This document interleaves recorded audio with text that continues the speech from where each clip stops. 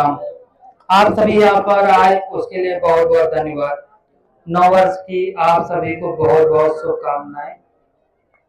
मैं पेशे से अधिवक्ता भी हूँ। अधिवक्ता होने के नाते यदि आपके जीवन में कहीं भी मेरी जरूरत पड़ती है, आप मुझसे संपर्क कर सकते हैं। बड़े भाई पुष्पेंद्र साहू वो भी अधिवक्ता है। छोटे भाई हर्षित साहू वो भी लॉ स्टूडेंट है। 1 साल के अंदर वो भी अधिवक्ता बन जाएंगे।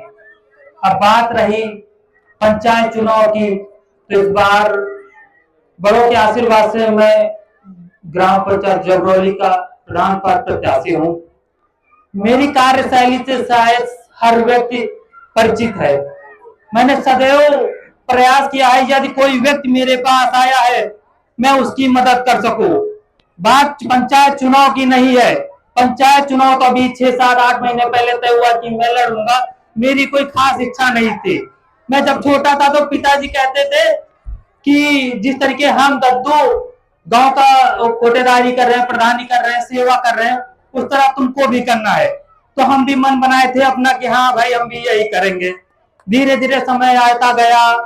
हाई स्कूल था मेरा। हाई स्कूल के बाद मुझे लखनऊ पढ़ने के लिए भेज दिया गया। चीजों में परिवर्तन हुआ। फिर मुझे लगा कि मैं गांव की राजनीति में नहीं आऊंगा, लेकिन शायद तकदीर में मेरे कुछ और था। मैं बाहर रहा, पढ़ाई कर रहा था। पढ़ाई करते करते मुझे पढ़ाने का, बोलने का बड़ा शौक था। मैं न्यूज रिपोर्टर बनना चाहता था। आज पहली बार बता रहा हूँ, पिताजी के सामने कभी बोलता नहीं हूँ। मुझे न्यूज रिपोर्टर बनना था कि मैं चाहता था मैं बोलूं, लोग मुझे सुने।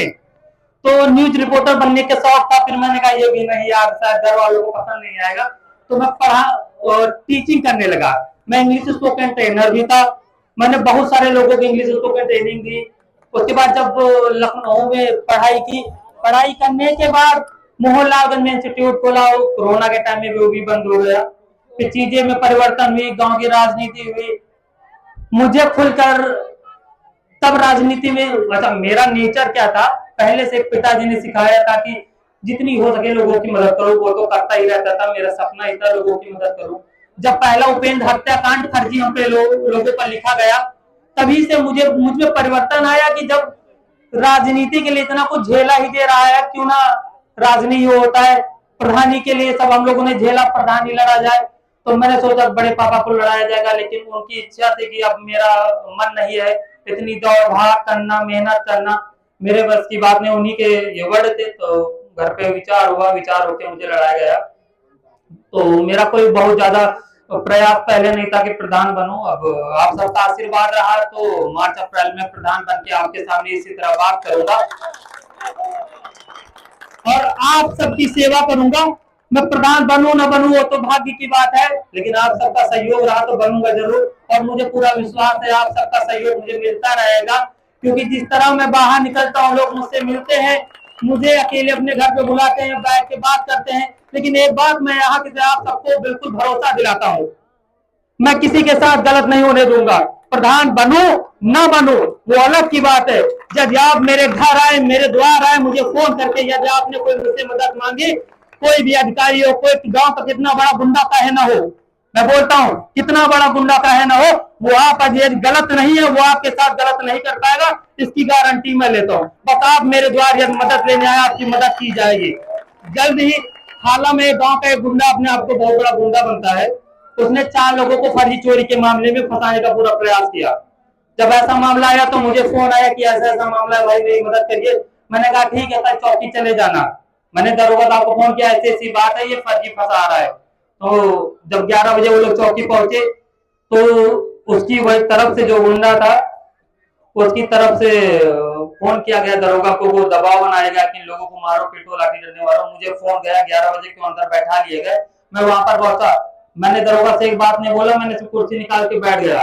मैंने एक शब्द बोला, साहब यदि उन लोगों ने चोरी की इनको जेल भेज दो, मुझे साक्ष्य दिखाइए, इनको चोरी भेज दीजिए, इनको जेल भेज दीजिए। और यदि चोरी नहीं की आप इनको छोड़ दीजिए। मुझसे बोलने लगे अरे प्रांजल जाओ यार हम छोड़ देंगे। मैंने कहा नहीं, इन्होंने मुझसे मदद मांगी, मैं मदद करूंगा। और दोपहर बाद में उनको छुड़ा के लाया। शायद मैं ना होता तो उनको रात भर चौकी में रोका जाता, उनसे धन उगाही की जाती, उनके साथ कुछ भी बर्ताव हो सकता था। तो बस यही मेरा कहने का उद्देश्य, यदि आप मेरे पास मदद के लिए आए हैं, मेरे परिवार के पास आए, आप जरूरी नहीं मेरे पास आए, मेरे पिताजी से बात करिए, बड़े पापा से बात करिए, चाचा बात करिए, चच्चू से बात करिए, बड़े भाई पुष्पेंद्र साहू है, छोटा भाई हर्षित है, या आप किसी भी हमारे सहयोगी खास कार्यकर्ता साथी से बात कर सकते हैं। आपका बिल्कुल सहयोग किया जाएगा और आप सबका आशीर्वाद चाहिए। आकांक्षी हूँ, आप सबके आशीर्वाद के बिना मैं शून्य हूँ, तो यही उम्मीद है इस बार आप मेरा सहयोग करेंगे और गांव की सेवा के लिए मुझे इस पद पे प्रधान बनाइएगा, आप लोग प्रधान बनाइएगा और मैं सच में सेवा करना चाहता हूँ। गांव में विकास कैसे करना है मुझे पता है। आखिर 19,97,400 रुपया ग्राम में नल के, आप लोग सुन लीजिए, मैं बोल रहा हूँ यहाँ से 19,97,100 रुपए 5 वर्ष के कार्यकाल में नल की मरम्मत के लिए, रिबोर के लिए 19 लाख रुपए से अधिक आया है। 19 लाख समझते हैं, मतलब बढ़िया मकान बन जाता है। अब बताइए कितने कम नल बना है जबरौली में। मैं समझा 21 से बात कर रहा हूँ, 21 से अब तक पैसा खत्म, खाते से, सरकारी खाते से पैसा निकल गया 19 लाख। किसी को पता चला? नहीं न चला ना, मैं बता रहा हूँ आपको, हवा में बात नहीं कर रहा हूँ, साक्षी हैं। तो मुझे पता है विकास कैसे करना है। आप सबकी सेवा के लिए मैं सदैव उपलब्ध हूँ। धन्यवाद।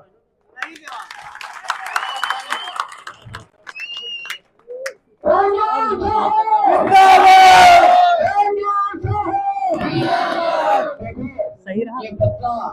आप लोगों से